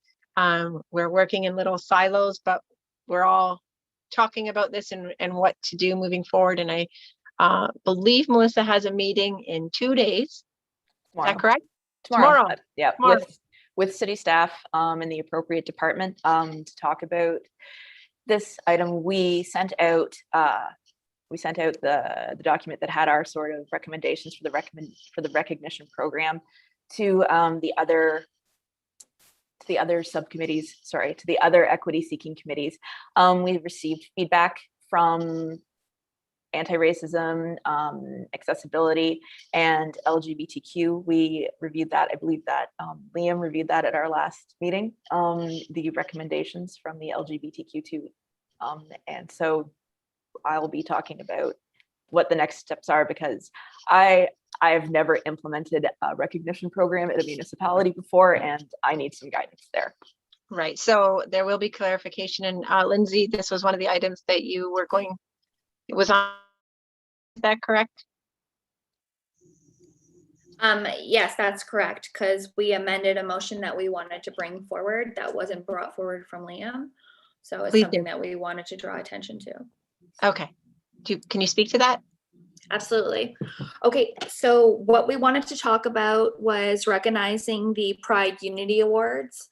Let me just see here. I'm sorry, I'm just pulling it up. So Pride Niagara is on their 8th annual Niagara Award. So it's called the Niagara Unity Awards. These awards showcase the important successes of individuals and groups that have made an impact on the lesbian, gay, bisexual, transgender, queer, two-spirited, questioning plus community here in Niagara. And the city has participated in past events. They haven't participated in events due to COVID, but it's something that is within the community that the city has participated in previously. So it's just something that we wanted to bring forward, that Pride Niagara, who is a nonprofit, they do have Unity Awards to recognize LGBTQ2+ community members who are spearheading initiatives. So it's just something that we wanted to bring forward that wasn't brought forward with Liam. Is this just a point of this is going on in the community? Is that already? Yeah, like it's already going on in regards to the LGBTQ+ community.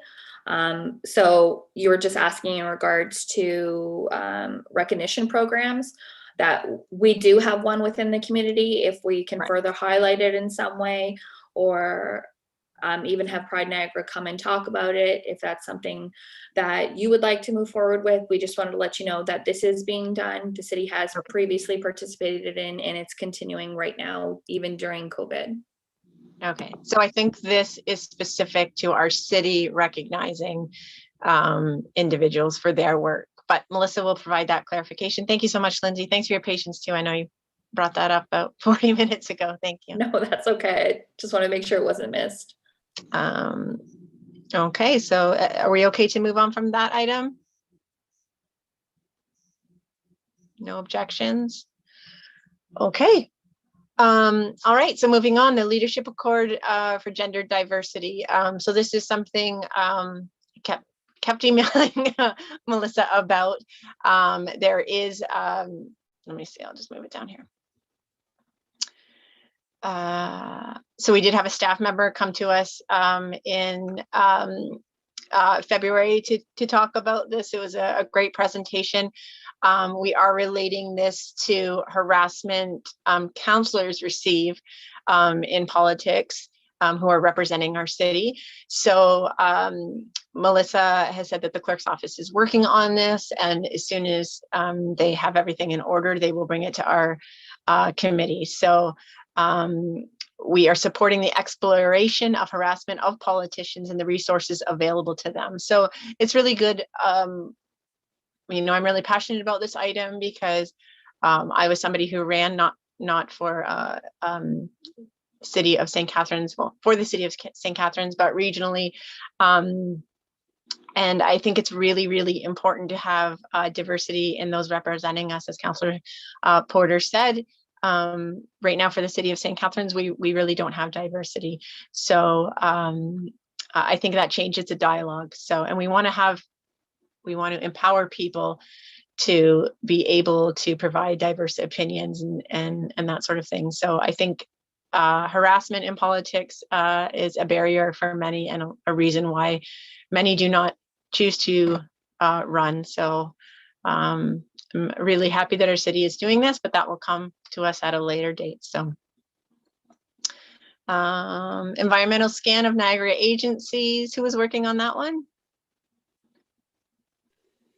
I think that was Emily. We do have we do have a bit of an update on that. The Diversity, Equity, and Inclusion Program Manager at the region of Niagara already compiled a community organization list and a list of cultural and diversity related organizations. And she's agreed to share that list with our committee and the other equity seeking committees, not just in the city, but around the region that would like access to it. So that takes some duplication of work off of our plate. Oh, wonderful. Good. And I believe Emily is on the women's committee there, who I think works closely. Is it Cassie? Is that? Yes. Am I remembering? Cassie. So yeah, hopefully, as Melissa said, sharing that is something that we can do to alleviate a little bit of work for, in silos. So the 2021 work plan, new work plan items, we have an equitable recovery plan. And I know, Lindsay, you wanted to speak to this. So I will I'll get to you in a second if that's okay. But we have established an equity recovery subcommittee we spoke about earlier. So that will get started. Lindsay, you wanted to speak to this item? No, it was just in regards to the recognition program. Liam had communicated that he had touched on the other two topics in regards to the crosswalk and the COVID plans previously. So it was just, we wanted to make an amendment in regards to the recognition programs that he had asked about. Okay. All right, so the equitable recovery plan is something that we're really excited to work on. And again, I just want to drive the point home. You know, Marcel spoke about this when we were talking about filling vacancies. I think this shows that we're potentially going above and beyond the expectations for this committee. I'm really proud to be part of this committee and the work that's being done. We have wonderful counselors supporting our initiatives. So yeah, I think a lot of good work will come out of this, and I'm excited for September when we get through this and all the learning that's going to take place for me and those on the committee in sharing that information as we work towards an equitable recovery plan. So, all right, now we're back to Nazreen. You have a couple items here. So supports for newcomers. Nazreen, do you want to talk about this? Yeah. I see the highlighted section. It says the city does have a translation service available through CF to assist newcomers. Community supports can also be found by calling 211. And I think I have a feeling we discussed this though, and that the description was not exactly what I had in mind. Right, Haley? I remember we had this discussion. I sent a couple of emails to you and Melissa about it. Right. So we do have an opportunity to adjust it because this hasn't been brought to the social pillar for approval yet. I missed that meeting. Sorry about that. So the current line that I have, and you can correct this, is conduct research and gather demographics, including but not limited to statistics and an environmental scan of the skilled newcomer labor market, Niagara region, outlining those individuals who are not granted the opportunity to work within their skill set due to being newcomers. Yes. Yep. Okay, that's what I have. Yeah. Yeah. Okay, great. So no adjustments needed? Sorry, Haley, what was that? No adjustments needed, or do you want to? No, I'm happy with that. Okay. I know I'm supposed to be connecting with, and I tried to connect with Emily, but we've both been really busy lately. We haven't spoken, but she's given me a lot of research to do. It's been very helpful, but still, I would still keep it as it is, as the outline for the work plan item. Okay, wonderful. If I can help with anything, please reach out. I don't have the experience, but I can do the reading and have potentially contribute to the discussion or reach out to people. So here if you need me, Nazreen, okay? Thank you. So professional development and training for public servants on the history of Indigenous people. Sean, are you there? I know you left the meeting for a minute. Okay, so perhaps he's not back. So this is an item that Denise brought forward. Unfortunately, she is not able to. Hi, if he's not back, it's been a couple minutes, then that means we don't have quorum right now. Are you back? Sorry, did I just hear Sean say he's back? I'm back. My apologies. Okay. I'm just playing with my air conditioner to turn it off. Okay. All right. Ongoing struggle, not living with central air. So, okay, so I'll Tell me speak about on, I was speaking with Denise the last couple of days about this item. Wait a minute, maybe am I confusing? One sec, I just want to make sure I'm not confusing the two. So I can speak to the education for reconciliation part of this.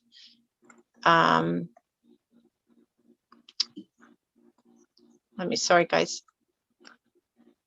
Was this, okay, so calls to education history of Aboriginal people. So this is part of the Truth and Reconciliation Commission of Canada, calls to action item number 57. And there are, I believe, 21 outstanding items in Truth and Reconciliation. So, you know, as part of my allyship, I'm slowly going through them and seeing how we can bring them to this table and include them in our discussions and have our municipality work to support them. If I can speak to, I'll just go to the education for reconciliation. So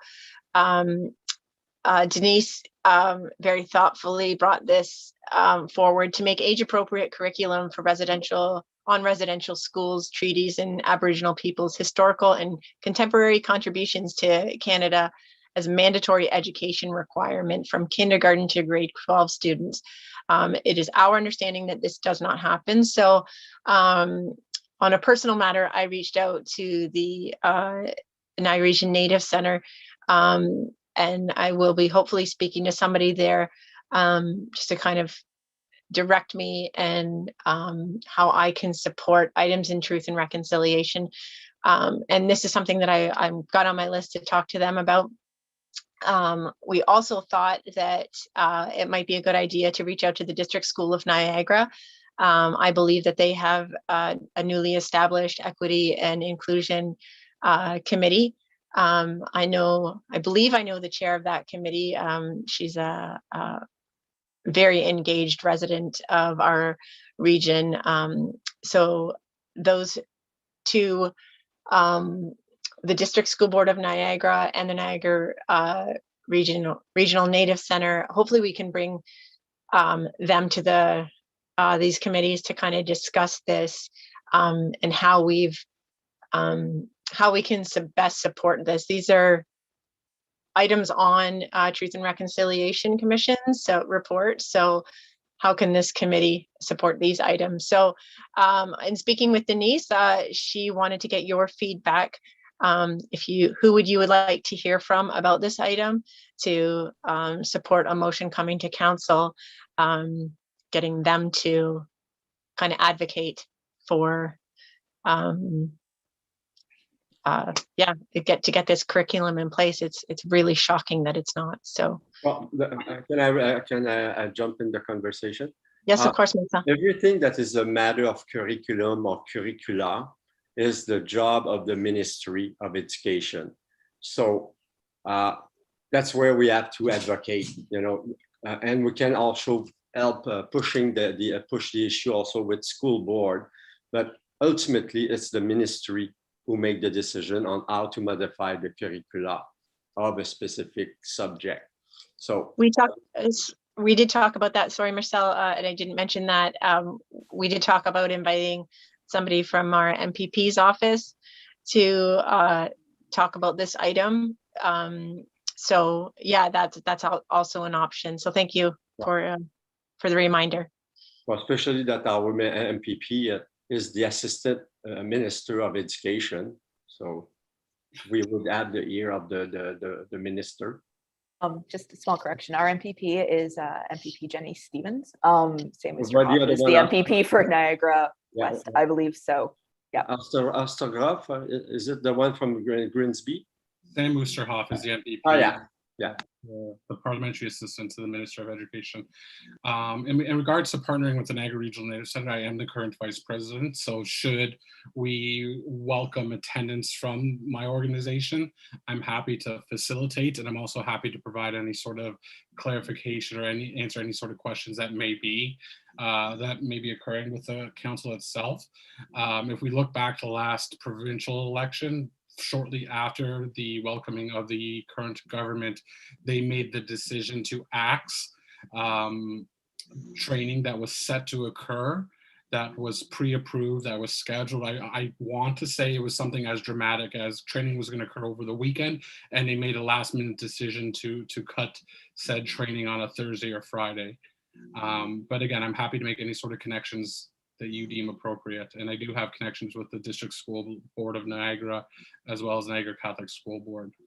I know that the District School Board of Niagara just welcomed a new student Indigenous trustee that maybe we could invite to participate here. But Marcel is right when saying that this is ultimately at the discretion of the provincial government, who, for whatever reason, does not seem to identify Indigenous people as a priority. But again, me being the activist that I am, I'm firmly committed to lobbying on, knocking on doors and beating down whoever I need to beat down to get this message heard. So, Marcel, you take it away and I will follow behind you. Marcel? That's an interesting mandate to take. Let's see what we can do. I'll think about something. I'll come back with something. Okay, so Denise wanted kind of everybody's input on who to invite to kind of, and it can be somebody from all of those avenues. We have a year to get these hammered out. So there is an Indigenous Education Council that exists within Niagara, and their job is to guide both school boards on issues relating to Indigenous people within the system itself. So I think it would make good sense to invite Ashley Buck, who is the chair, as well as Carl Dockstader, who is the co-chair and also happens to be the executive director of the Niagara Regional Native Center. We could then invite the chair of equity and inclusion for the District School Board of Niagara, who is Shannon Mitchell, and go from there. I think they would be a good starting point. And given that we are represented by Jenny Stevens, as well as and Carrie, feel free to correct me if I'm wrong, but I feel comfortable in saying that Jeff Birch also represents a portion of St. Catharines. We could invite MPP Birch to the meeting. Sam Oosterhoff does also represent a portion of St. Oosterhoff represents a portion of St. Catharines? Oh my goodness, I would love to get into a room with Sam Oosterhoff. So should we feel brave enough, I would love to have Sam Oosterhoff come to express our concern, given that he has the authority to make direct change that affects the outcome of my children's education. Don't disagree with you, Sean. We'll think about it. Councillor Porter, I see your hand up. I'm sorry, I can't see hands. I'm on a very small screen, so feel free to interrupt if you have something to say. Councillor Porter? Thank you. I was thinking a lot about how to incorporate truth and reconciliation into like council's priorities, and we already have a strategic plan, and it doesn't include truth and reconciliation, but we just had an update. We had a consultant come in and ask us about our strategic plan, which is more, this plan happens to be more of like a tactical plan. It's not as strategic as other strategic plans, but she recommended having a fifth pillar. We currently have 4 pillars, and there was talk around having a fifth pillar related to people. She mentioned kind of looking internally at the staff.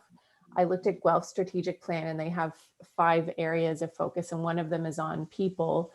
And they talk about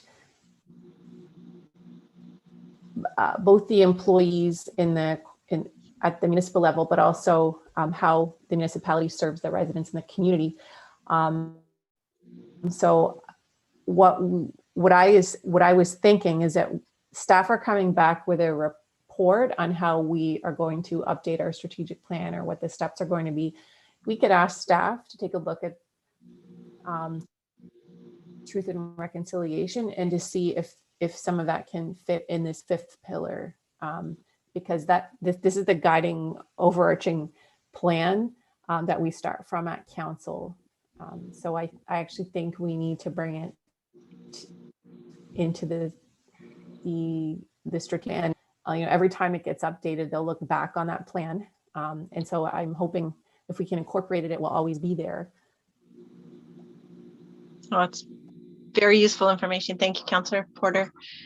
And it's good to see the city thinking in those strategies, those ideals, and certainly wonderful that you're researching what other municipalities are doing and contrasting our work as it compares. So hopefully we've had time to think about it, and we have a few options for inviting guests to our committee meetings. So Sean, do you have anybody that you specifically think? So Sean, I'm asking you, this is an item that you were going to be working on with Denise. I know you've had a extremely busy day, and I don't mean to put you on the spot, but I think you're providing probably the best knowledge for this item. So I think to maybe make Councillor Porter's comments a little more concrete, in the sense that, I mean, we're very fortunate right now that we have progressive councillors, and that councillors are interpreting people as a priority. But I think without it explicitly saying Indigenous people, I worry that interpretation might not carry on to the next council, and very often that seems to be the case when it comes to Indigenous people. So I would hopefully like to see that an Indigenous specific pillar be brought forward, given the fact that the Niagara Regional Native Centre has signed a formal agreement with the City of St. Catharines, as well as our provincial body, the Ontario Federation of Indigenous Friendship Centres, and the Association of the Municipalities of Ontario have signed agreements indicating that we're going to work together. So I'm happy to provide any sort of names that we may deem appropriate, or that we may require to further this conversation along. More specifically, again, the Executive Director of the Niagara Regional Native Centre, as well as any other partnering agencies. I think we're in the process of developing a coalition of agencies that serve Niagara specifically, and within that we can pick leadership that is specific to the city of St. Catharines that could lend an opinion on this. So why don't we do that? Why don't we invite the Executive Director, Carl Dockstader, to our next meeting to get his perspective representing the Niagara Regional Native Center, and then we can go from there, contrast it to what we have written down versus the experience and influence he can provide to us. And then if we think it's prudent to invite representatives, including the Assistant to the Minister of Education, Sam Lusterhoff, then we can do so. Is that sound like a plan? I like it. I think it would be cool if we also dug a little deeper and went into, did some more research into communities that are also doing this work. I have a close relationship with MPP Sol Mamakwa, who happens to be Indigenous and who happens to be a critic, the formal critic for the NDP in the official opposition, who I think may be well-versed in speaking to this. Not necessarily him specifically, but other communities who may be a little more far along this line. I'm a big fan of him, especially recently. He's provided a lot of really strong leadership, certainly in the past, but you know, we're shaken and we're paying attention, I hope. So yeah, okay, so we'll start with Carl Dockstader. And is that something that someone that, like Sean is a chair, I'm happy to reach out to him, copy you on the email. Is that okay? Why don't I do that? Take that off your plate. Okay. Whatever works. Sounds good.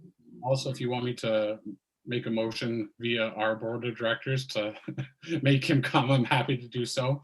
We could potentially. Well, if he doesn't respond, we'll come to you as through the board. Yeah, you let me know, and I'll make sure he attends.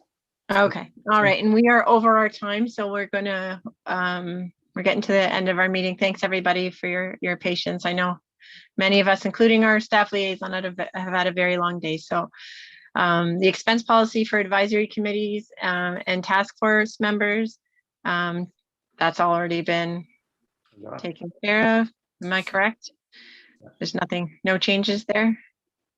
No, it's been fully implemented, and I recall the deputy clerk sent out an email to committee and advisory board members, letting everyone know that it was done. It had dates, so like I don't think anyone's really had this issue right now that they've had to bring in outside childcare or outside just care assistance right now, or so that hasn't really come up. But there are calendar dates that committee members, you're responsible for yourselves to look up and get those in on time. It's not the staff liaison's job to tap you on the shoulder and make sure that you're doing it. I'm not going to chase anyone down, but those are on the city's website, and you've already been sent a link. If you would like to be sent to you again, that I will do, but that's done. Okay, thank you. That was a great resource, Melissa. Okay, so we're done our work plan items. Please continue to work on them in your groups. If you have any questions, need extra support, having challenges of any sort, please reach out to me. Many of you have my phone number. If not, I'm happy to give it to you. You all have my email address. So the date of our next meeting will be July 13th. Electronic participation, we're continuing that way. Just as another note, I know everybody's extremely busy. I know that what we talk about is extremely personal. We completely understand if the information coming forth is too heavy or challenging at times. No one would be judging you for not participating in a meeting. But to help keep Melissa organized, it takes a lot of time to organize these meetings. And to have me as chair, I have a lot of questions for Melissa. I'm constantly bugging her, but please respond to her emails in a timely manner. If you can't attend or cannot attend or are unsure, That way we can plan for quorums. So thank you, everybody. I appreciate your time. I appreciate you listening to me at the start of this meeting. And thank you so very much. Thank you to Councillor Porter for joining us. Motion to adjourn, Haley. Motion to adjourn. I see Marcel and I see Fatima. There we go. Sean, did you have another anything to add? Sorry. No, I was just motioning to adjourn, but Okay. All right. Thank you. Thank you, everybody. Pleasure. Bye-bye. Bye. Good night. Bye, guys.